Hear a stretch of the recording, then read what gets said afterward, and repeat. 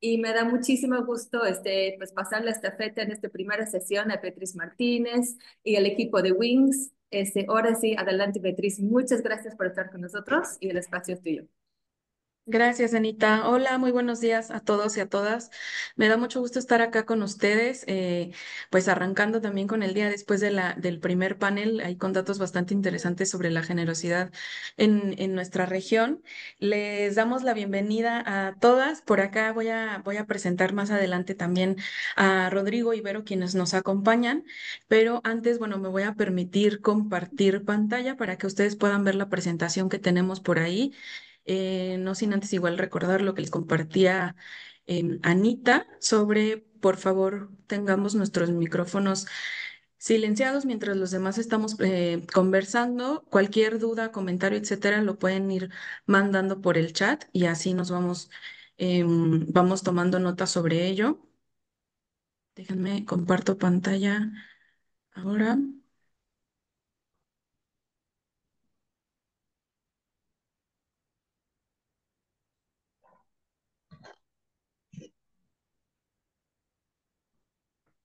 Ahí me avisan, ya la pueden ver, ¿verdad?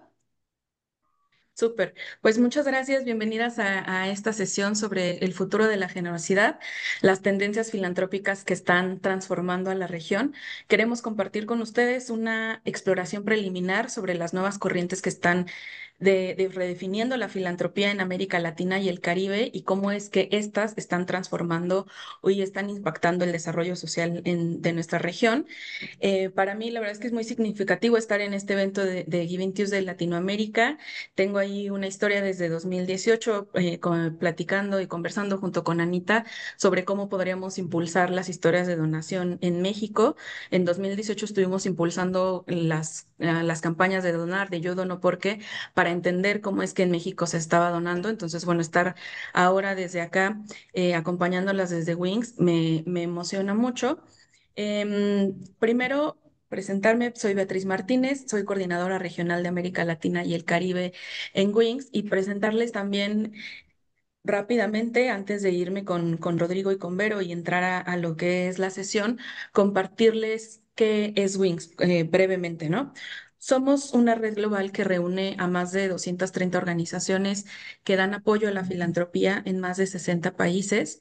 Nuestro propósito es poder fortalecer los ecosistemas filantrópicos y que podamos asegurar que quienes impulsan la generosidad pues tengan todo el conocimiento, las conexiones y los entornos favorables que se necesitan para poder crecer, incidir en el cambio social y que podamos tener mejores y más maneras de dar. En específico, en América Latina y el Caribe tenemos un grupo de trabajo con más de 40 organizaciones que están presentes en 11 países y en donde trabajamos para construir de manera colaborativa un espacio de colaboración, que podamos aprender, que tengamos la oportunidad de hacer incidencia para la filantropía dentro de la región y es justamente desde este espacio en donde nos ponemos de acuerdo y donde surge esta necesidad de poder elaborar un reporte de tendencias sobre la filantropía en la región, que es el cual estamos organizando y elaborando al momento para poder compartir una herramienta práctica para donantes, redes y organizaciones de base y que así éstas puedan tomar decisiones basadas en evidencia. Como ya comentó Anita, pues el día de hoy, además de estar todos ustedes acá conectados, muchísimas gracias. No estoy sola para este panel. Me alegra mucho poder presentar y a dos colegas que están liderando la producción de este reporte junto con el resto del grupo de Latinoamérica y Wings. Verónica Melzi está acá. Beatriz, nada más un ¿Sí? favor, si haces pantalla completa, por favor, vamos a ver mejor tu presentación. ¿Verdad? Si haces la pantalla completa para ver mejor tu presentación. Ah, espérame. Acá. Listo, gracias. Esto. Nada más dame un segundito, que ahí yo ya los dejé de ver. ¿Me escuchan bien ahí? Sí, perfectamente bien. Súper, muy bien. Entonces, me da mucho gusto presentar a Verónica Melzi. Ella es gerente de programas y alianzas de Anglo American Foundation para América Latina. Forma parte también del grupo de América Latina y el Caribe en Wings. Tiene más de 20 años de experiencia en el diseño y la implementación de estrategias de responsabilidad social, inversión social y movilización de recursos en empresas y organizaciones. Ibero actúa también como directora ejecutiva de la Alianza Peruana de Fundaciones y Asociaciones APFA y es miembro de Wings con con estas dos cachuchas. Y bueno, presentar también a Rodrigo Barraza. Él codirige la concesión de fondos, el fortalecimiento de capacidades y la programación del del Global Fund for Children en las Américas. Tiene más de una década de experiencia impulsando la justicia de género y promoviendo masculinidades sanas y equitativas. Y en roles anteriores ha estado liderando programas que empoderan a niñas, niños, jóvenes y mujeres para desafiar la violencia de género. Esta organización también forma parte de Wings y nos va a estar compartiendo también parte de las tendencias que ha estado elaborando junto con el resto del grupo. Ahora sí, para compartir un poco sobre el contexto y situarnos hacia dónde nos estamos dirigiendo, compartir brevemente temas sobre el contexto global y todo lo que está relacionado con el congelamiento de recursos. Como sabemos, pues nuestra región está atravesando una transformación profunda con distintos choques externos que van poniendo a prueba nuestra resiliencia, ¿no? Uno de los más significativos fue el que sucedió a principios de año con el recorte de fondos en Estados Unidos y distintos países de Europa, en donde se congelaron de manera abrupta, pues casi toda la ayuda exterior. Esto representó la suspensión inmediata de distintos programas en temas de salud, educación, derechos humanos y el fortalecimiento de la sociedad civil. Más allá de todas estas motivaciones políticas o lo que pudo haber estado detrás, pues las consecuencias que estamos viviendo el día de hoy son claras, ¿no? Tenemos o estamos hablando de recortes que equivalen entre el 25 y el 30% de la asistencia oficial al desarrollo en el mundo, es decir, más de 60.000 millones de dólares que ya no se están percibiendo. Y a esto también se suman distintas reducciones por parte de Europa, ¿no? Donde varios gobiernos han estado redirigiendo los presupuestos de cooperación hacia comercio, defensa o algunas otras áreas. Este resultado, pues, es un escenario donde comunidades enteras que de por sí, pues, ya estaban siendo vulnerables, están viendo en peligro el acceso que pueden tener a servicios básicos o hacia estos recursos que daban o que posibilitaban el trabajo de ciertas organizaciones. Y ante este panorama es que nos queríamos centrar también, ¿no? Que con esto que está sucediendo, ¿qué es lo que debe y puede hacer la filantropía? El riesgo ante este tipo de situaciones es que podamos caer en la idea de que nuestro papel en la filantropía es el tapar huecos, que debemos de reemplazar con recursos privados lo que antes era financiado por los gobiernos o por el Estado, pero es importante comentar y conversar entre nosotros más adelante que, bueno, la filantropía no puede ni debe aspirar a sustituir al Estado, ¿no? Nunca. Su valor, siempre comentamos desde Wings, es que está en otro lugar, ¿no? Que la filantropía puede ser un actor independiente, que tiene un enfoque flexible, que tiene la capacidad de estar o de vivirse de manera muchísimo más cercana junto con algunos otros actores y movimientos y que también tienen la capacidad para poder estar asumiendo riesgos que otros actores a veces no pueden, ¿no? Y esto es lo que nos da un rol diferenciado, que la filantropía puede apostar por el largo plazo, puede respaldar liderazgos locales y puede apoyar causas que muchas veces quedan fuera del radar de la cooperación tradicional, ¿no? Y es ahí vital en lo que siempre también repetimos en Wings, es que ahí se puede invertir en esa infraestructura invisible o que a veces, pues sí, no se ve, y que son todas estas redes, asociaciones, fondos comunitarios, plataformas, etcétera, que es lo que hacen posible que exista la generosidad, que ésta se consolide y que crezca dentro de nuestras sociedades, ¿no? En Wings veíamos este momento justo para tener un llamado a la acción en conjunto con parte de nuestros miembros y con algunos otros aliados justo para identificar que esto no es solamente un momento de crisis, sino una oportunidad para poder rediseñar la solidaridad y la filantropía. Entonces es así que le llamamos un llamado a la acción con 4 puntos en concreto que quería compartir para tener también como parte del contexto y después también entender cómo es que estas se unen con las tendencias que nos van a platicar Vero y Rodrigo, ¿no? Una de ellas es, primero, el que se pueda apoyar la resiliencia de las organizaciones y de las organizaciones comunitarias o de campo, ¿no? Esto implica el que se pueda brindar financiamiento flexible y restricto y que sea de largo plazo, que se puedan cubrir necesidades críticas como reservas a los costos operativos y distintos costos que normalmente en algunos otros tipos de donativos no se llegan a cubrir, ¿no? También significa el poder invertir en redes, en asociaciones, en las capacidades de incidencia, de fortalecimiento o de aprendizaje que estas organizaciones puedan tener. El segundo nos habla sobre evolucionar las prácticas de donación, bueno, y que está muy relacionado con lo que ya les compartía, ¿no?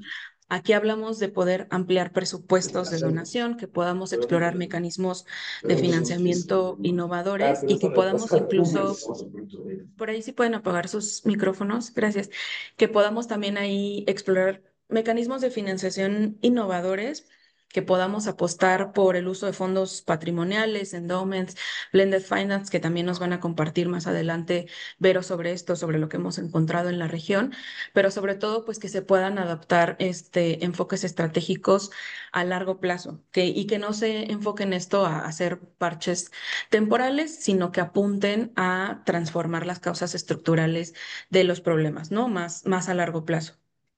El tercero va más sobre el desbloquear más y mejores recursos filantrópicos, sobre todo a nivel local, que la filantropía, como les decía, no va a reemplazar nunca las responsabilidades de los estados, pero pues sí se puede diversificar las fuentes de los recursos, que se pueda fomentar la cultura de dar, de la generosidad de toda la ciudadanía, como lo que vamos a estar conversando durante estos 2 días, y que se puedan apoyar distintos fondos comunitarios, ¿no? En nuestra región, en América Latina y el Caribe, esto es especialmente relevante para la sostenibilidad de nuestra región, para que estas organizaciones que puedan seguir creciendo desde la base y que no dependan únicamente de capital externo. Y el cuarto es que podamos aprovechar el poder colectivo, que creo que eso es algo que también se menciona mucho desde Giving Tuesday, ¿no? Cómo podemos tener una voz unificada, cómo podemos estar teniendo distintas campañas, proyectos, etcétera, que también sean útil la generación de datos para poder incidir en marcos regulatorios, tener mejor y más información y que además esto nos lleve a conectar con otros actores, que podamos tener participación en fondos colectivos y alianzas multiactor.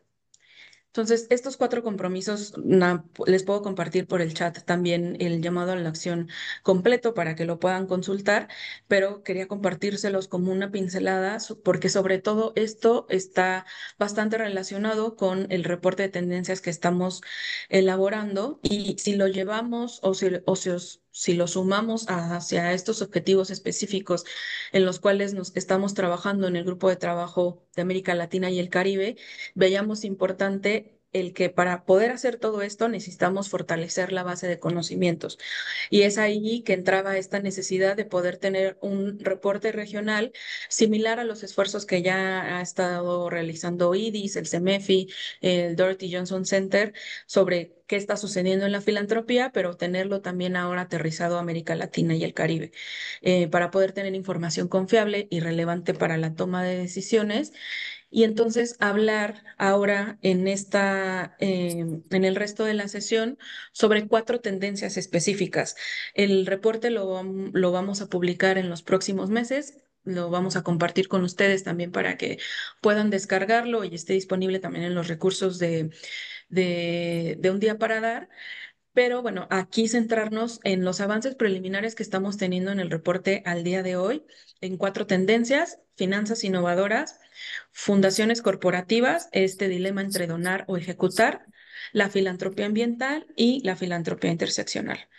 Entonces, Con eso, más bien darles la palabra a Vero y a Rodrigo para después lo que nos gustaría es poder irnos a grupos pequeños, que veo que somos muchos, pero bueno, podemos identificar cómo podemos hacerlo, pero más bien ahí adelante darle la palabra a Vero. Buenísimo. ¿Ahí me escuchan? Sí. Súper. Gracias, Beatriz. Y bueno, buenos días con todos. Qué bueno tener a tanta gente aquí en este espacio y poder conversar sobre este documento que venimos elaborando. Todas las ideas que yo les voy a dar, lo que quiero también quería decir, digamos, como idea central, es que este es un documento en construcción. Entonces, y de hecho, justamente esta sesión lo que busca es también recoger sus ideas, ¿no? Recoger sus inputs. Entonces, nada de lo que yo voy a decir, digamos, está, obviamente, está escrito en piedra, ni mucho menos. Realmente lo que estamos tratando es de entender cuáles son esas tendencias a nivel regional y yo estoy basada en Perú, entonces cada ecosistema también es distinto y la idea es que podamos sumar justamente otras visiones, ¿no? Entonces, yo les voy a hablar específicamente de dos tendencias que hemos identificado. La primera de ellas siendo esta, que son las finanzas innovadoras, y que ahí, como decía Beatriz, ¿no es cierto? Todos hemos visto y experimentado, ¿no? En muchos casos directamente el impacto que ha tenido el recorte del capital disponible, digamos, en cooperación internacional, ¿no? Desde Estados Unidos y desde otras fuentes, digamos, con las reducciones que ha habido. Y sin embargo, sabemos al mismo tiempo que los retos que enfrentamos como región tanto sociales como ambientales, siguen siendo gigantes, ¿no? Y acá yo incluí esta cifra que me parece muy reveladora, ¿no? De la ONU, que dice que en realidad, si nosotros queremos alcanzar los ODS, necesitamos movilizar entre 3.3 y 4.5 billones de dólares al año, ¿no? Y estamos pues muy lejos, digamos, de lograr movilizar eso. Y para poder hacerlo, realmente, como decía Beatriz, necesitamos comenzar a pensar diferente, necesitamos comenzar a pensar de qué manera el capital filantrópico puede ser catalizador de otras fuentes que se puedan sumar y tener una visión colectiva hacia el impacto. Y de eso, de hecho, se trata las finanzas innovadoras, ¿no? Se trata de cómo podemos traer herramientas financieras creativas para maximizar el impacto que las donaciones tienen hoy en día o que la inversión social tiene hoy en día, entendiendo justamente al capital filantrópico como un catalizador que permite sumar otras fuentes. Y ahora vamos a ver el cómo, ¿no? De hecho, uno de los mecanismos, bueno, más, digamos, una de las formas, digamos, de hacerla, que creo yo que es la que más gente conoce, es a través de la inversión de impacto, ¿no? La inversión de impacto es invertir justamente en esos modelos que son financieramente sostenibles, pero que a su vez tienen un retorno también social, ¿no? Es decir, tienen retorno financiero y retorno social. Y entonces sabemos que hay muchas innovaciones que se han dado en nuestros ecosistemas alrededor de este tipo de soluciones.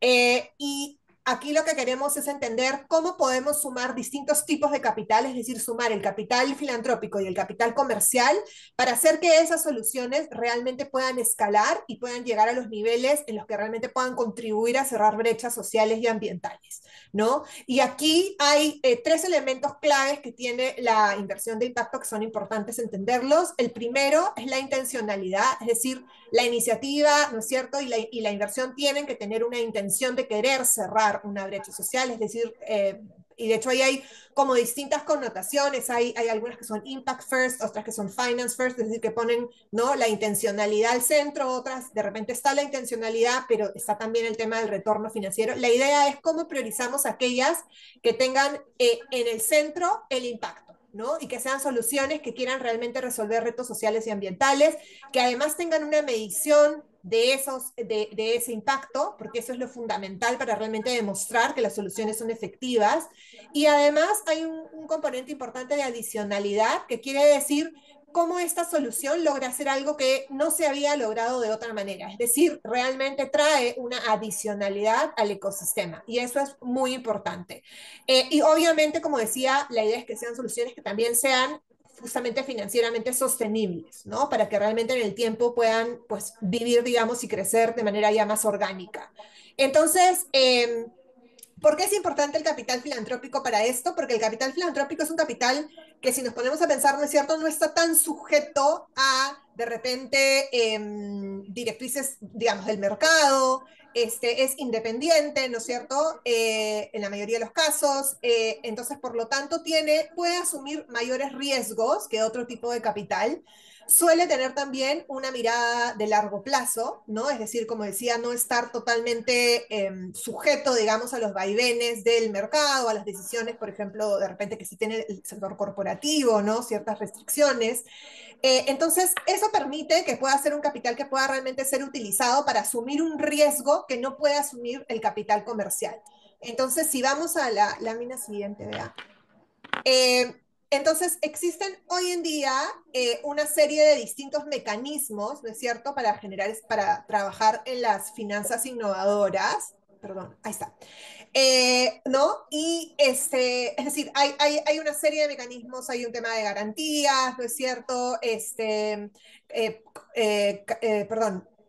Y uno de los más utilizados viene a ser que incluía acá, que es el blended finance, ¿no? Que justamente lo que significa es que es este instrumento que permite la mezcla de distintos tipos de capitales, donde hay un capital concesional, que viene a ser el capital filantrópico, y se mezcla también con un capital comercial o una inversión privada que sí busca tener tasas de retorno. Es decir, son instrumentos que normalmente lo que buscan es generar un retorno financiero para aquellos inversionistas comerciales que sí están buscando ese retorno financiero, pero al mismo tiempo tiene una capa de capital concesional que es asumida, o es mejor dicho, cubierta por el capital filantrópico, que es un capital que, digamos, o no busca retorno financiero o puede sacrificar, ¿no es cierto?, el retorno para tener tasas más bajas, porque sabe que lo que se está logrando es justamente lograr que soluciones que pueden ser escalables lo hagan, digamos, logren escalar, porque es un capital que permite asumir la pérdida, ¿no? Es decir, asumir esa primera pérdida. Recordemos que estas son soluciones que muchas veces toman más tiempo del normal, de repente, no del normal, pero toman más tiempo del tradicional, digamos, para de repente despegar o lograr escalar, necesitan validar modelos, necesitan lograr una medición de impacto, ¿no? Y todo eso, digamos, toma quizás un tiempo más largo que un modelo de negocio tradicional. Entonces el capital filantrópico permite tener ese periodo, digamos, por eso es concesional, para poder tener más tiempo, ¿no es cierto?, y ser más flexible en las condiciones, y permite que estas soluciones puedan tener acceso a financiamiento que les permita realmente crecer. Pero tan importante como el apoyo financiero viene a ser el apoyo no financiero. Es decir, cuando hablamos de finanzas innovadoras, obviamente estamos hablando principalmente de mecanismos de financiamiento, ¿no es cierto?, para soluciones de impacto, pero el apoyo no financiero, que es también una parte importante que aporta, digamos, la filantropía, viene a ser igual de crucial, porque es la que permite realmente que las soluciones que se planteen, es decir, los emprendimientos, ¿no?, las empresas en etapa temprana, reciban ese fortalecimiento de capacidades que necesitan para que realmente sus ideas, digamos, sus soluciones, sus empresas sean exitosas, ¿no? Entonces, las dos cosas tienen que ir de la mano, tanto el soporte, digamos, en financiamiento, como el soporte no financiero. ¿Cuáles son algunos de los retos que hemos encontrado alrededor de esta tendencia en particular y de las finanzas innovadoras en la filantropía? Primero, que existe, de hecho, creo yo, una falta de criterios estandarizados para definir lo que es una empresa de impacto. Creo que muchas veces cuando hablamos hay unos que hablan de startups, ¿no es cierto?, de impacto, otros hablan de empresas de impacto, otros hablan de emprendimientos sociales, y se suelen entender de maneras distintas, ¿no? De repente en los países en los que estamos, pero incluso dentro de un mismo país. La gente suele tener, quizás a veces tiene una mirada de repente más amplia de lo que es emprendimiento, y no necesariamente tienen esas soluciones no tienen un modelo de negocio claro, por ejemplo, ¿no? Entonces hay como líneas grises, es decir, hay espacios, perdón, grises, ¿no? No son como blanco y negro, y creo que ahí es importante trabajar, creo yo, en una taxología que nos ayude a entender realmente de qué estamos hablando cuando hablamos de una empresa de impacto, qué características tiene que tener y qué distintos tipos de soluciones se pueden crear alrededor de los distintos tipos, ¿no?, de empresas que pueden existir. Eh, Creo también otro reto actual que existe es que todavía hay bastante dependencia de este capital concesional que les decía, o de la filantropía, o en general de las subvenciones, cuando hablamos de este tipo de soluciones. Es decir, tenemos emprendimientos sociales que de repente han pasado los 10 años, ¿no? Pero todavía tienen una fuerte dependencia del capital filantrópico. Es decir, no han logrado dar ese salto para ser realmente independientes, digamos, y poder ser financieramente sostenibles. Y yo creo que tiene que ver mucho con la forma en que está también construido el ecosistema y estas redes de soporte, y que de repente o no hay expectativas muy claras, ¿no? De las distintas etapas que debe seguir, por ejemplo, los aportes de capital para entender en qué momento esta empresa debe ser ya independiente, financieramente independiente. Entonces creo que hay ahí todavía muchas cosas que trabajar alrededor del modelo en el que hoy funciona este mix justamente entre la filantropía y el capital más bien comercial, como para entender de qué manera podemos ayudar a estas soluciones a ser más bien más independientes cada vez, ¿no? Y que la dependencia de este capital concesional o filantrópico se vaya disminuyendo con el tiempo, con hitos claros de crecimiento. Y finalmente tenemos marcos regulatorios diferentes en cada país. En algunos países son más limitantes que en otros, es decir, bueno, sabemos, por ejemplo, que en algunos países, ¿no es cierto?, las organizaciones vinculadas a la filantropía por ejemplo, fundaciones, ¿no?, organizaciones sin fines de lucro, no pueden, por ejemplo, generar retorno financiero. En cambio, hay otros países en donde esto sí es permitido. Entonces, ha habido también toda una ruta, ¿no es cierto?, de incidencia en algunos países para lograr que se puedan hacer diseños más innovadores que permitan realmente escalar y crear estas como formas colectivas, ¿no?, de financiamiento. Eh, y creo que un reto importante para lograr todo eso, como pongo acá, es el cambio de mentalidad, ¿no es cierto? Es cómo logramos ir desde esta visión más tradicional de lo que es la filantropía a entender qué rol puede jugar la filantropía para también ser un soporte y ayudar a movilizar otros tipos de capital, como digo aquí, hacia soluciones que brinden perdón, hacia empresas, ¿no es cierto?, o iniciativas que brinden justamente soluciones a los retos sociales y ambientales que enfrentamos. Entonces, eso creo que es una nueva mirada que es importante comenzar a trabajar y generar reflexión. Y de hecho, justamente algunas de las cosas que creemos que puede hacer, bueno, Wings, ¿no es cierto?, pero también todo el ecosistema y todos los que estamos acá presentes, que podemos hacer para que esto, digamos, comience a tomar mayor relevancia, es justamente entender primero cuáles son esos entornos habilitantes en los que estamos, es decir, cuáles son las barreras que hoy existen, las oportunidades, cómo podemos de repente promover estas modificaciones, ¿no es cierto?, en políticas públicas, es decir, que hagan que los entornos realmente sean más habilitantes. Otro de ellos es visibilizar casos de éxito, ¿no? Entender realmente cuáles son esos casos de éxito que han logrado que realmente estos modelos demuestren que pueden generar impacto y al mismo tiempo ser sostenibles financieramente. Y generar justamente alianzas estratégicas. Este es un trabajo que se tiene que hacer en conjunto. Como vemos, hay muchos actores que intervienen, ¿no? Desde, de repente, empresas, fuentes también, digamos, de gobierno, en fin, pueden ser soluciones colectivas y de hecho deberían ser soluciones colectivas. Como decía, también es importante generar reflexiones en torno al rol de la filantropía y obviamente también proponerse oportunidades de aprendizaje práctico. Es decir, esto, como decía, requiere un cambio de mentalidad. Y a veces es difícil, ¿no? Pero una manera de hacerlo es de repente dar oportunidad para aprender haciendo. Es decir, por ejemplo, hay una solución bueno, perdón, una herramienta que se llama el fondo de fundaciones, si no me equivoco.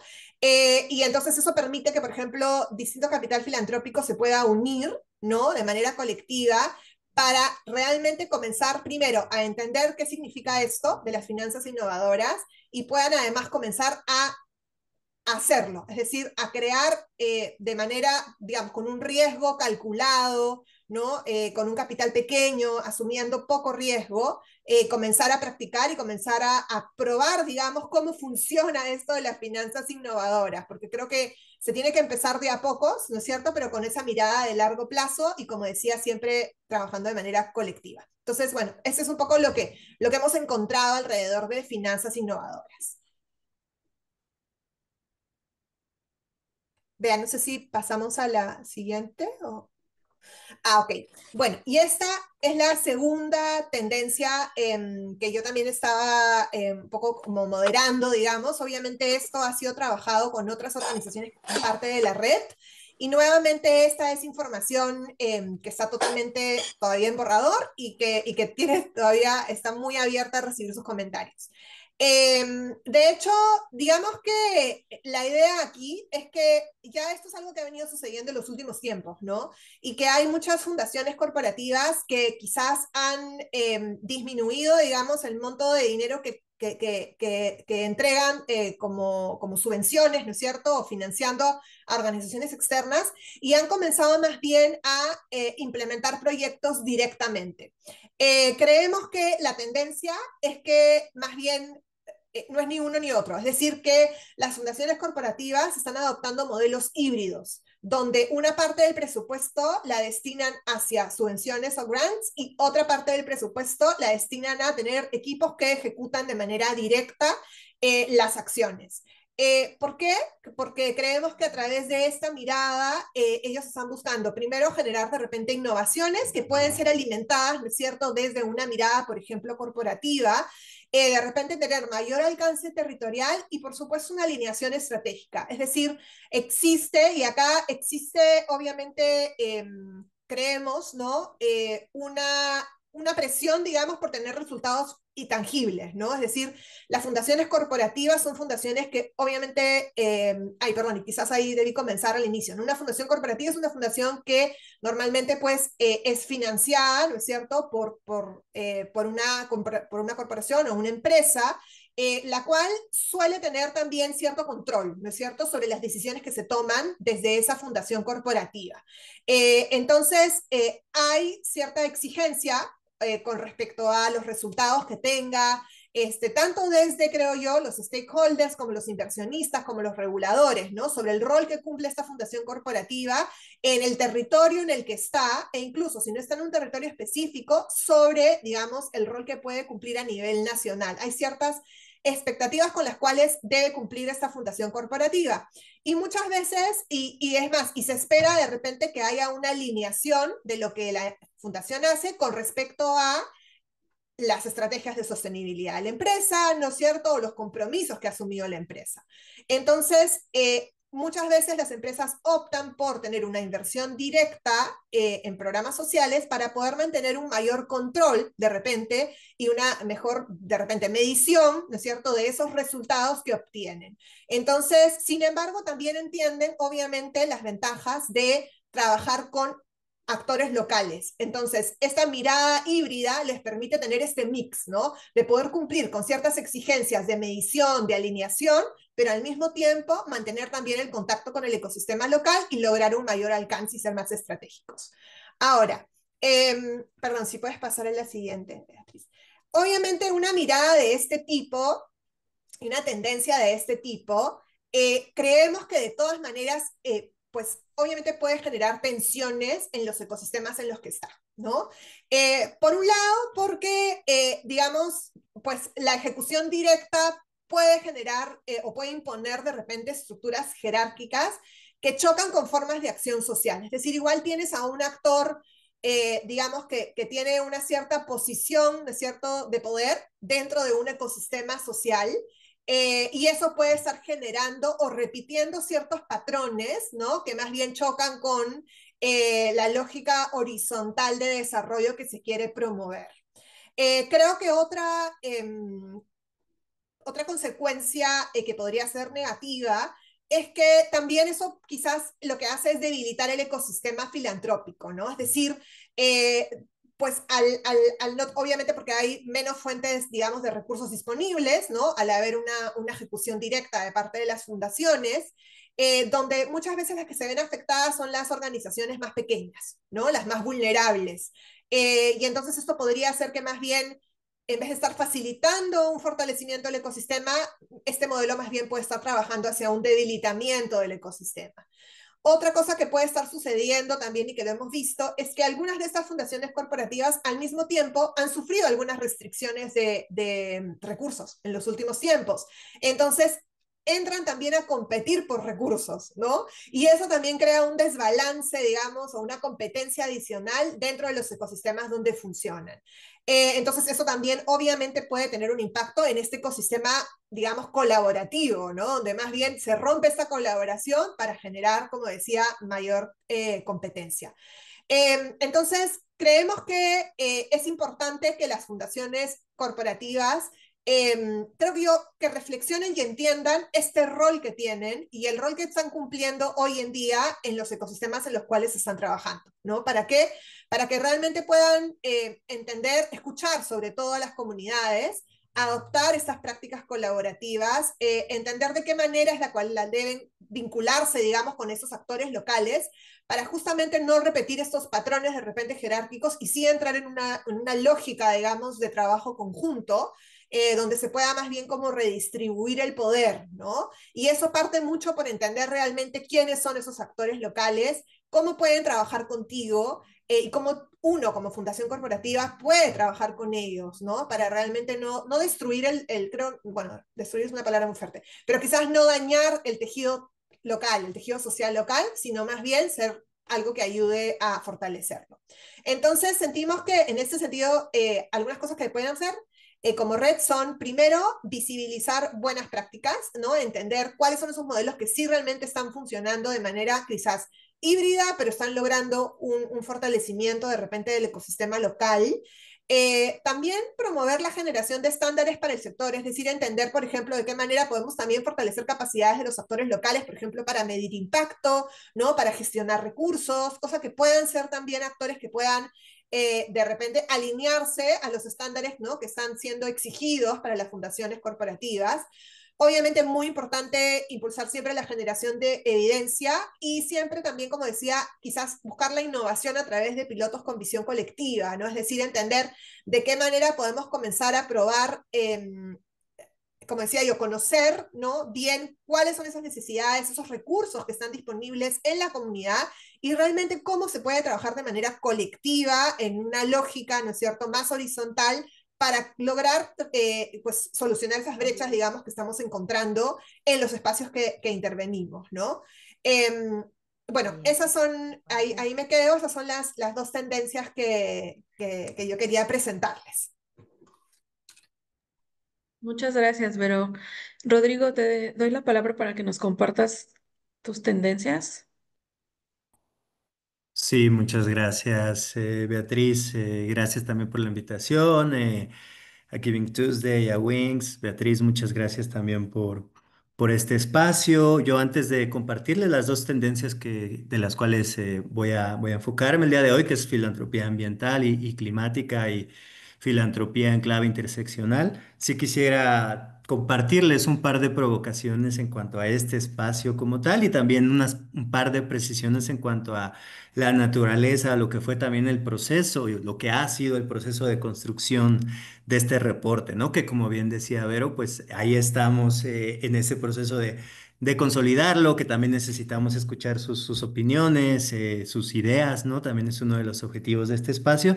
Bueno, simplemente decir que celebro incluso el título, ¿no? De este espacio, el futuro de la generosidad y hablar de la generosidad pero siempre con esta precisión, ¿no? Y creo que la invitación también hacia ustedes y hacia mí mismo es a entender la generosidad, a entender esta palabra no como un imperativo moral, no como una simple donación, no solo como dar algo que me sobra o algo que quiero dar, sino también empezar a comprender la generosidad y la filantropía como tal en clave política, ¿no? Es decir, atar esta idea de generosidad también a estos procesos de reparación, de justicia social, de justicia restaurativa, ¿no? Y en ese sentido entender la generosidad o practicarla desde muchos ámbitos y muchos espacios, ¿no? A partir de la juntanza, a partir de la co-creación, como fue justamente este ejercicio o este proceso de construcción del reporte. Entonces, bueno, una de las primeras invitaciones es a seguir mirando esta generosidad en clave política y esta generosidad y esta filantropía, y lo vamos a ver, y ya lo comentaba también Verónica, pues más allá de lo financiero, ¿no? Lo que en algunos espacios hemos llamado también el support beyond the check. Y esa pregunta que tenemos que empezarnos a hacer también en diferentes actores del ecosistema filantrópico, es decir, podemos pensar en una filantropía más activa, podemos incluso ir un poco más allá y hablar de un activismo filantrópico, pues son preguntas que quedan ahí en el aire y que también surgieron en los procesos de discusión de este reporte, ¿no? Y finalmente, para hablar un poquito del reporte y ya entrar en materia, sí decirles que pues hacer un reporte o un documento de tendencias siempre es una tarea complicada, ¿no? Porque no es un análisis de contexto, no es decir lo que está sucediendo, sino es empezar a interpretar, ¿no? A leer ciertas cositas que se van viendo en diferentes espacios y hacer lo que también es cada vez más urgente en tiempos tan complicados y tan inciertos como los que vivimos, pues es también un ejercicio de imaginación, ¿no? Es un ejercicio de imaginación responsable. Obviamente nos documentamos, tuvimos varios espacios de discusión colectiva. Pero bueno, es un ejercicio de imaginación más urgente que nunca, ¿no? No podemos obviar, y lo mencionaba también Beatriz en este análisis de contexto, que pues la arquitectura de la filantropía, la estructura de la filantropía tal y como la conocíamos el año pasado, ya no existe, ¿no? Y muy probablemente no va a volver, lo cual abre un panorama muy incierto, pero también abre nuevas oportunidades que podemos ir vislumbrando y visibilizando de manera colectiva, ¿no? Pues en estas tendencias también hicimos un ejercicio de humildad también y decir, sabemos que hay muchas, sabemos que podemos dialogar acerca de diferentes temas, pero por cada una de las tendencias era hablar de dos o tres situaciones que empezamos a vislumbrar, a visibilizar. Así que seguramente en el diálogo que tengamos con ustedes será mucho más rico y se enriquecerá mucho este trabajo, pero sí decirles que de antemano sabemos que hay muchos más análisis, mucho más lecturas, ¿no? Y ya para finalizar, como este primer espacio de introducción, sí decirles que hablar de tendencias nos lleva inevitablemente a hablar de tensiones, ¿no? De cosas que estamos viendo, de situaciones que van surgiendo, pero al mismo tiempo de resistencias que se empiezan también a movilizar, de espacios de contradicción, de espacios de incertidumbre, ¿no? Aquí ya visibilizábamos, a pesar de que cada uno del equipo, ¿no? Dentro de Wings nos enfocábamos en una tendencia, sí visibilizábamos que ya habían tendencias que tal vez atravesaban a la mayoría de estas miradas un poquito más específicas, ¿no? Uno es cómo interpretamos este panorama político, cómo lo hacemos y cómo vamos adoptando posturas cada vez más flexibles, cada vez más basadas en la confianza, cada vez más creativas, sin perder de vista esta rigurosidad, esta necesidad de seguir generando evidencias, de seguir promoviendo la rendición de cuentas entre todos y todas las actores del sector filantrópico, ¿no?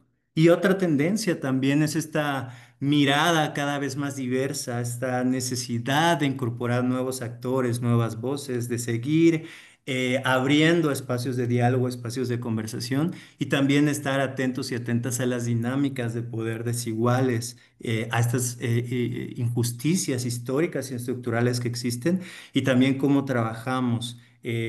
En esta generosidad también compartiendo o abriendo nuevos espacios de poder, democratizando ciertos espacios de toma de decisiones dentro del sector filantrópico. Entonces, ahora sí, Beatriz, voy a compartirles un poquito de estas dos tendencias. La primera es esta filantropía ambiental y justicia climática. Y para ser respetuoso también del tiempo y que tengamos espacio de conversación, voy a hacer un mix entre leer algunas cositas y compartir. Espero que no sea demasiado aburrido, prometo meterle ahí buena onda, pero bueno, en cuanto a al tema de justicia, de filantropía ambiental y justicia climática en América Latina, que ese fue uno de los también grandes aprendizajes, ¿no? Cuando nos juntamos y también quiero reconocer a organizaciones en Colombia, en México, en Brasil, que se sumaron a este espacio de diálogo, ¿no? Para generar las tendencias. Decíamos eso, ¿no? Lo habíamos nombrado filantropía ambiental y parecía importante para nosotros, nos parecía esencial agregar este componente de justicia climática y justicia social, ¿no? Y es que la filantropía ambiental y climática en América Latina y el Caribe vemos que está atravesando por un proceso de transformación profundo que empieza a surgir también a partir de presiones históricas y contemporáneas de movimientos sociales, pueblos indígenas, comunidades tradicionales, movimientos de base, frente a esta urgencia de la crisis climática, frente a ver sus efectos pues de manera profunda, ¿no? Y este cambio tiene que ver con esta nueva forma de mirar también la crisis climática, ¿no? Es una mirada y es una de las primeras tendencias que identificábamos, ¿no? Que parte también de incorporar elementos vinculados a la justicia climática, el derecho al territorio, el reconocimiento también de saberes ancestrales que nacen desde las comunidades, ¿no? Entonces entienden que la crisis climática, la crisis medioambiental, no trata solamente del medio ambiente, sino que está conectada profundamente con otros elementos que hay que incorporar al análisis y que tiene que generar en estrategias de apoyo, ¿no? Como el racismo ambiental, las desigualdades históricas, las violaciones de derechos humanos y la falta de voz y participación activa de quienes están directamente en los territorios, ¿no? También conlleva visibilizar de una manera cada vez más clara, ¿no? Los límites de un modelo de desarrollo que pues solo ha beneficiado a unos cuantos, ¿no? No se puede hablar de justicia climática sin hablar de quienes más sufren estas crisis y de quienes llevan décadas resistiendo y cuidando de la naturaleza, ¿no? Quería hacer esa pequeña introducción y decirles que desde el grupo de trabajo de Wings hemos visibilizado, hemos identificado tres tendencias centrales en cuanto a filantropía ambiental y justicia climática. Uno, como ya les mencionaba, esta transición hacia un financiamiento con un enfoque mucho mayor en justicia climática, justicia social y territorialidad, ese como una primera tendencia. La segunda tendencia es una creciente consolidación de clústeres de donantes, de alianzas multisector y alianzas multiactor que buscan articular agendas filantrópicas con políticas públicas, ¿no? Un enfoque cada vez más centrado en la incidencia y que vincula un poco con lo que mencionaba Vero también de un financiamiento innovador y de generar nuevas alianzas, ¿no? Alianzas diversas. Y el tercer elemento que también queríamos detallar el día de hoy tiene que ver con una creciente digitalización de la información ambiental, una tecnificación de la manera de leer los impactos ambientales, de la manera de comunicar ciertos resultados, pero con su otra cara en esto que les decía que cada tendencia es una tensión con una persistente exclusión de comunidades indígenas y organizaciones locales, también de acceso directo a financiamiento vinculado a justicia climática, ¿no? Eh, mencionarles, ahí aparece también en las diapositivas que algunos informes como el International Philanthropy Commitment on Climate Change y otros reportes de la CEPAL hablan justamente de esta creciente adopción de un enfoque más vinculado a la justicia social, ¿no? Que, pues, un elemento que sí hay que mencionar es que todavía persiste una mirada institucional, una mirada muchas veces externa que poco dialoga con experiencias vividas y conocimientos que emergen dentro de los propios territorios, ¿no? Estos modelos tradicionales que surgían hace unos años de financiamiento climático, que están más centrados en reducción de emisiones, en búsqueda de resultados 100% cuantificables, pues generalmente nos hemos dado cuenta que no se adaptan o no capturan la complejidad territorial ni las dimensiones socioculturales que existen en la región, ¿no? Es importante nombrar algo que ejemplifica esta tendencia, pues es el Acuerdo de Escazú, firmado en Costa Rica en 2018, que es un gran avance, ¿no? Que es el primer tratado ambiental de la región que ya incorpora otros elementos como respeto a derechos humanos, respeto también a las personas defensoras del territorio. Sin embargo, también hay que decir, ¿no? De los 33 países de la región, únicamente 18 lo han ratificado y que países como Brasil, Guatemala, Honduras y Perú, donde hay mucho más persecución y asesinatos a defensores del territorio, pues no lo han ratificado, ¿no?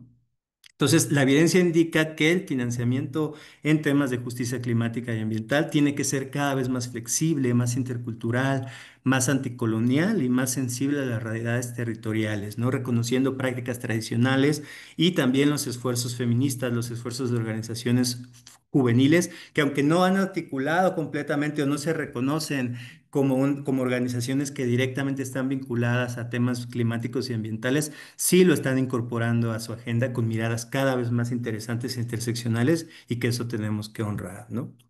La segunda tendencia, esto que les mencionaba, esta consolidación de clústeres de donantes en diálogo con políticas públicas, ¿no? Aquí hay varios informes también que nos ayudaron a ir generando estas evidencias, este reporte, como el que aparece acá, el Multi-Stakeholder Partnerships in Latin America for Climate and Biodiversity, un informe bastante reciente, y habla de esto, ¿no? La importancia y una creciente búsqueda de formación de alianzas multisectoriales, ¿no? Que empiezan a trabajar de una manera, pues por lo menos lo intentan, y ahora el ejemplo también es el COP que se viene, pero que intentan trabajar coordinadamente con gobiernos y actores locales para amplificar el impacto de sus intervenciones. También hay un enfoque más multisectorial con una vista colocada en la incidencia, ¿no? Nuevamente, esta articulación pues no está libre de tensiones y contradicciones en esta búsqueda de financiamientos innovadores, blended finance, bonos verdes, ¿no? Bonos azules, que también empezamos a conocer varios ejemplos en la región, pues todavía muchas veces se reproducen lógicas verticales, se concentra el poder de decisión en pocos actores y pues todavía vemos con preocupación que se priorizan todavía algunas agendas más desde una mirada corporativa o incluso extractivista, ¿no? Y nuevamente, pues seguir insistiendo en la participación cada vez más protagónica de pueblos originales, comunidades tradicionales y organizaciones de base, ¿no? Quienes han estado en primera línea y siguen estando en cuanto a la justicia climática y la defensa del territorio. Y la tercera tendencia, y si me ayudas pasando de slide, por favor, Beatriz, tiene que ver con la digitalización y brechas en el acceso directo a financiamiento para comunidades locales, ¿no? Esto que les mencionaba también en mi breve introducción, como pues hay instrumentos cada vez más sofisticados y ahora con la irrupción de la inteligencia artificial, con muchos elementos que nos dan una mirada bastante profunda, bastante interesante, no solamente de los impactos, pues de estas, pues de los impactos en el clima y en el medio ambiente de muchas de las situaciones que vemos hoy en día, sino también del impacto de algunos esfuerzos para contrarrestar, ¿no? Estos efectos negativos. Pero bueno, ¿quién accede a estos datos? ¿Quién conoce cómo generar estas narrativas? ¿Quién está controlando estas narrativas? Pues también es algo que tenemos que empezarnos a cuestionar, ¿no? Y simplemente para compartirles un pequeño dato, ¿no? De acuerdo con Wings y el Green Climate Fund, pues menos del 10% del financiamiento directo climático en América Latina llega a organizaciones indígenas, llega a organizaciones comunitarias, ¿no? Entonces, creo que es interesante todo este proceso de digitalización, avances en plataformas de datos, monitoreo satelital, sistemas de alerta temprana y esto, pero tiene que hacerse en un lenguaje cada vez más comprensible y cada vez también más co-creado junto con otras organizaciones para no generar esta brecha de información que pues también pues profundiza desigualdades y dificulta la participación plena de ciertos actores en este ecosistema filantrópico. Y ya para terminar esta primera tendencia y hablar de retos y tensiones, pues obviamente un reto, además de la burocratización, de la estandarización, de la sobretecnificación o la financiarización de todos estos esfuerzos, pues creo que es importante hablar de un creciente negacionismo climático, de un clima político adverso, ¿no? En cuanto a los derechos de la naturaleza, en que pues siguen reproduciéndose muchas lógicas extractivistas, muchas lógicas corporativistas en cuanto a ver a la naturaleza y pues también la criminalización, la persecución y el asesinato de personas defensoras del territorio en nuestros territorios, ¿no? Pues para oportunidades de acción es importante y es imprescindible ir eliminando barreras estructurales de acceso al financiamiento. Es importante seguir adoptando modelos de financiamiento flexible basado en la confianza, participativo, reconocimiento de saberes, lógicas interculturales. Es importante seguir fomentando alianzas multisectoriales y multinivel que integren filantropía, gobierno, sociedad civil, academia y el sector privado, pero desde perspectivas horizontales, éticas e interculturales, ¿no? Facilitando el intercambio de recursos y experiencias. Creo que es importante también la incorporación transversal de perspectivas de género, juventud e interculturalidad. Y también es importante seguir trabajando el tema del fortalecimiento de la educación popular y la comunicación comunitaria en torno a la justicia climática, hacerlo accesible, generar una narrativa participativa y accesible en torno a la justicia climática y bueno, seguir trabajando el tema de transparencia y rendición de cuentas, ¿no? Que también es una deuda pendiente y que vemos avances, pero que todavía hay algunas resistencias, ¿no? Y bueno, para pasar a la última tendencia que tiene que ver con la filantropía interseccional, pues compartirles un poquito que también teníamos pues este diálogo interno, ¿no? De que no solamente queríamos hablar de justicia de género o de ciertos elementos, sino queríamos hablar de una filantropía con una mirada cada vez más interseccional, ¿no? Es una filantropía que cada vez más comienza a reconocer estos desafíos contemporáneos, ¿no? Y las conexiones que hay entre ellos, ¿no? Estas conexiones entre la violencia estructural, la desigualdad de género, el racismo sistémico, la crisis de cuidados, la erosión democrática, pues verlo como algo que realmente está conectado y no únicamente desde enfoques fragmentados, ¿no? Y es ir adoptando una mirada más sistémica, una mirada de complejidad, lo que bueno, también nos obliga a replantearnos muchos de los vínculos que generamos con otros actores dentro del sector filantrópico, qué entendemos por impacto, qué entendemos por resultado, qué entendemos por rendición de cuentas y también comprender que los procesos de cambio social son procesos de largo aliento, son procesos humanos, son procesos en donde la falla y la contradicción pues es algo inherente también a este trabajo y cómo podemos ir honrando también esa mirada un poco más humana y más interconectada de los procesos, ¿no? Cómo podemos fortalecer y generar procesos que apunten al reconocimiento de la interdependencia, de la interconexión en muchas de estas luchas y en muchos de estos esfuerzos, ¿no?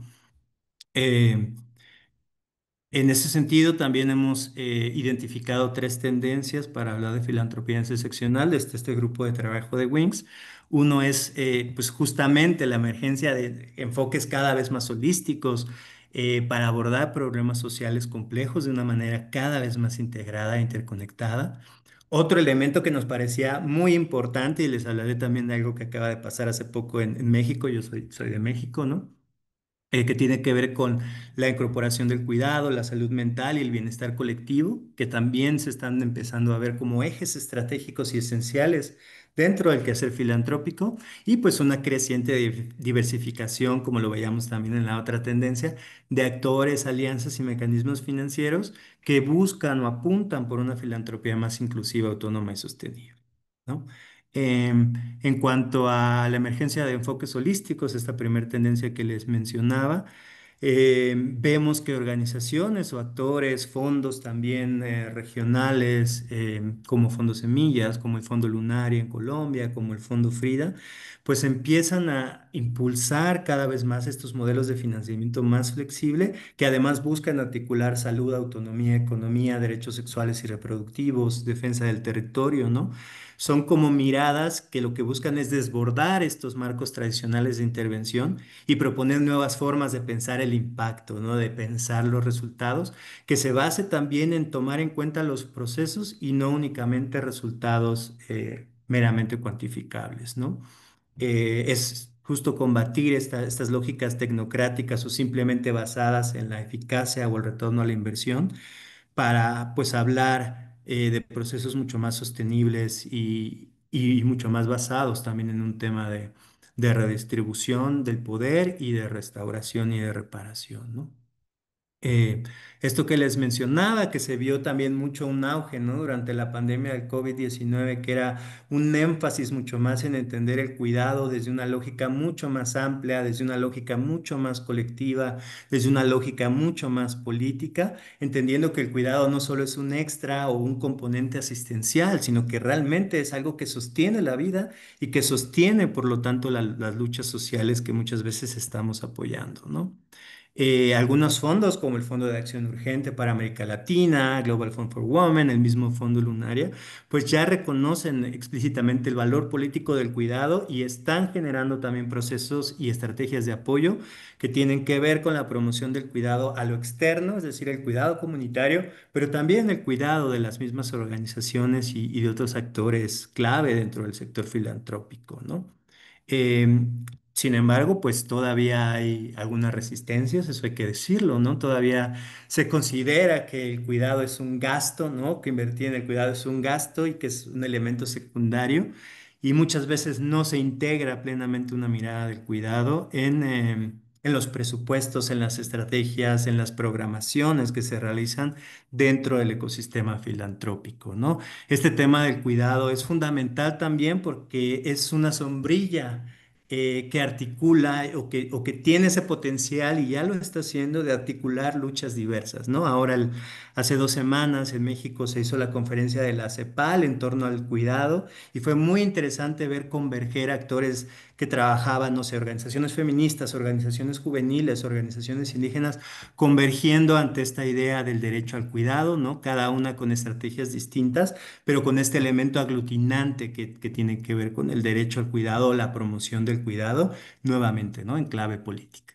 Y la última tendencia que les quiero mencionar, ya para ir cerrando este espacio, es pues esto que les decía, una diversificación del ecosistema filantrópico, nuevas alianzas, nuevos actores, buscar mecanismos financieros más participativos, más democráticos, ¿no? Se están dando experiencias muy interesantes también de fondos participativos, de codiseño de estrategias de intervención junto con las organizaciones de base, junto con jóvenes, junto con organizaciones feministas y como les digo, muchos modelos más innovadores que combinan donaciones con economía solidaria, fondos rotativos comunitarios, inversiones de impacto, crowdfunding político, eso como algunos ejemplos, ¿no? Nuevamente, lo que tenemos que evitar o el riesgo dentro de esta tensión que aparece, pues es la dispersión, ¿no? La dispersión y la falta de regulación, ¿no? Esto lo vemos un poquito con el tema de la primera tendencia que les mencionaba de filantropía ambiental, ¿no? Que hay agendas que muchas veces no están conectadas, hay una dispersión de los esfuerzos y hay a veces una imposibilidad de generar una narrativa común, ¿no? Hablando de retos y oportunidades, nuevamente este reto que estamos viendo y que creo que nos preocupa a todos, todas y todes, que es el avance de fuerzas antiderechos, ¿no? Que buscan deslegitimar algunas de estas agendas, la agenda feminista, la de diversidad sexual, la de justicia racial.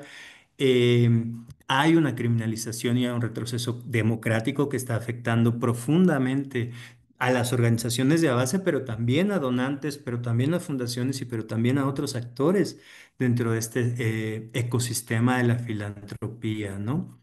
Y también lo importante, ¿no? Cómo generamos y seguimos generando evidencias, mecanismos de evaluación, mecanismos de aprendizaje que sean lo suficientemente flexibles para captar toda esta plasticidad, toda esta flexibilidad que hay detrás de cambios culturales subjetivos y comunitarios, ¿no? Creo que hablar de algo interseccional o hablar de una mirada interseccional es hablar de una mirada humana hacia los procesos, pero cómo la captamos, cómo la comunicamos de una manera impactante, cómo sumamos a nuevos actores y les hacemos ver pues la validez o la eficacia de ciertas intervenciones desde esta mirada flexible y humana, ¿no? Y en cuanto a oportunidades, lo que les mencionaba, que se empiece a esbozar, ¿no? Como la promoción de una agenda regional de cuidado que articule otras dimensiones, ¿no? La parte política, la parte organizativa, la parte emocional de nuestro trabajo, ¿no? Cómo generar marcos de evaluación más participativos, más sensibles al contexto, cómo generar nuevas narrativas que también que se contrapongan o que sea un contrapeso a estas narrativas que se están generando desde ciertos sectores mucho más conservadores y antiderechos y lo que también nos mueve mucho, ¿no? Que es la diversificación de fuentes de financiamiento y el desarrollo de modelos cada vez más colaborativos que fortalezcan la sostenibilidad de las organizaciones sin comprometer su autonomía, ¿no? Que sean realmente las organizaciones o los espacios comunitarios quienes dicten muchas de las agendas y que no se vuelvan estas dinámicas de poder en donde realmente tienen que adecuarse a unas miradas mucho más externas, mucho más globales, ¿no? Entonces, eso era un poco lo que tenía que compartirles el día de hoy. Muchísimas gracias y con muchas ganas y ánimo de escuchar sus ideas y sus reflexiones. Muchas gracias, Rodrigo. La verdad es que bastante interesante las cuatro tendencias que nos compartieron los dos. Les agradezco mucho. Lo que tenemos pensado para lo que queda de la sesión, no contábamos, estamos muy contentos con el número de personas que están conectadas. Somos más de 100, pero lo que nos gustaría es más bien aprovechar el tiempo que nos queda para irnos a grupos pequeños. Ahorita identificamos rápido cómo podemos irnos a esos espacios. Teníamos tres preguntas preparadas para que pudiéramos conversar acerca sobre lo que ya escucharon, pero creo que nos podemos enfocar en la segunda. Si les parece ir a grupos pequeños y discutir, conversar entre todos nosotros, cuáles son los cambios concretos que ustedes creen que pueden hacer en sus estrategias, las conexiones o los proyectos en los cuales están trabajando a partir de la información que acaban de escuchar, ¿no? Como saben, pues estas son tendencias que estamos identificando, que hay algunas otras que van a formar parte del reporte y sobre todo también que nos gustaría que escuchar su opinión, su conocimiento, etcétera. Por ahí vamos a dejar los correos. Si hay algo más que ustedes quieren compartir con nosotros que hace falta, también será muy bienvenido, pero enfocarnos ahorita en esta pregunta. ¿Cuáles son los cambios concretos que ustedes creen desde sus organizaciones, fundaciones, proyectos, desde los distintos lugares y países en los cuales ustedes están, que podrían hacer a partir de esta información? Entonces, voy a dejar de compartir nada más para verlos y que podamos hacer esto y regresar entonces a plenaria e identificar pues que al menos unas tres, cuatro personas puedan compartir brevemente cuáles son las reflexiones y de todas formas también poner su información por el chat. La verdad es que eso nos va a ser muy útil. Nada más denme unos segundos rapidísimos. Dado que somos muchos y necesitamos continuar con la agenda, quisiera nada más a una persona que sea la valiente o el valiente que nos pueda compartir las reflexiones que vieron dentro de su grupo. Si por ahí me ayudan a levantar la mano y dar la palabra. Adelante, Roselena, por favor, algo bastante breve, pero que nos compartas, por favor.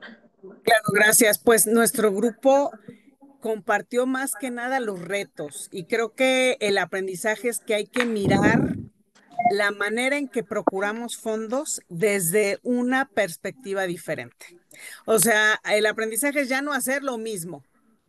Ahora, en los cómo todavía nos faltó tiempo, pero eso de entrada fue lo que compartimos. Muchísimas Gracias. gracias. Melida, si quieres rápidamente. Hola, sí, nosotros hablábamos con el equipo de la importancia de en este momento encontrar esas oportunidades que posiblemente no son solo financiamiento directo con fondos, sino también oportunidades de crear redes de apoyo para las organizaciones de base en los territorios y que posiblemente más adelante incluso podamos obtener fondos, pero que inicialmente crear este entorno de alguna manera que permita crear vínculos y crear redes sostenibles en el tiempo de apoyo interinstitucional, sobre todo no solo el enfoque financiero.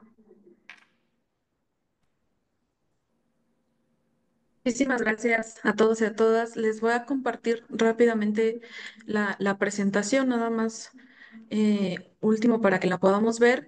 Agradecerles también por el espacio a Giving Tuesday, Anita, JP, todo por el espacio para poder compartir con ustedes. Voy a compartir, bueno, la presentación que utilizamos para esta sesión ya la encuentran en recursos. De cualquier forma, también la podemos compartir con ustedes más adelante. Compartirles que, bueno, este es un esfuerzo que estamos realizando desde el Grupo de Trabajo de América Latina y el Caribe. Seguimos en la parte de redacción de tendencias, hallazgos, etcétera. Vamos a tener una etapa de diseño editorial para después poder lanzar el reporte y compartirlo con ustedes y más adelante volver a convocar para poder tener diálogos regionales. Les dejo también mi correo y la página de Wings para que puedan tener más información al respecto y agradecer a Rodrigo y a Vero. Voy a dejar de compartir ya para que nos podamos ver otra vez. Solo saber, Rodrigo y Vero, si quieren compartir algo último antes de cerrar y de todas formas seguimos viendo sus mensajes por el chat. Muchas gracias. Yo solamente agradecer a todos los que se unieron, de verdad que había un número increíble de gente y la discusión en el cuarto se nos quedó chiquitita, pero nada, encantada de conectar con quienes quieran, búsquenme en LinkedIn, feliz de seguir conversando y mil gracias por la oportunidad, Beatriz, y obviamente a Giving Tuesday, y nada, y sigan disfrutando el resto del evento. Sí, y yo solamente la invitación y la provocación otra vez de seguir apostando por procesos humanos, seguir entendiendo la colaboración en clave de sostenibilidad y pues seguirnos repensando como sujetas, sujetos políticos, ¿no? Y no solamente desde esa mirada transaccional o de implementar, sino realmente apostar por procesos de transformación social humanos. Muchas gracias, Excelente. Rodrigo Ibero. Anita, no Gracias, sé si... Beatriz, de verdad, por esta sesión tan, pues, tan nutrido, tantas ideas. Entonces, espero que cada quien haya llevado algo significativo como aprendizaje, como reto, como propósito o compromiso de aquí en adelante. Y por supuesto que seguimos las redes de Wings para encarnarnos de los siguientes pasos en este proyecto. Entonces, si quieren tomar un descansito de 1 o 2 minutos, adelante y les esperamos en la siguiente sesión. Va a ser otra plenaria. La siguiente sesión se llama Más allá de los grants, cómo los donantes internacionales pueden contribuir al ecosistema de la generosidad de América Latina, y es por parte de una nueva colectiva de financiadores que se llama el Latin America Funders Collective. Entonces los esperamos en la siguiente sesión plenaria, regresen al lobby, investiguen, hay videos, hay chats para hacer networking, hay muchas cosas en el lobby, pero nos vemos en la siguiente sesión en un par de minutos. Muchas gracias.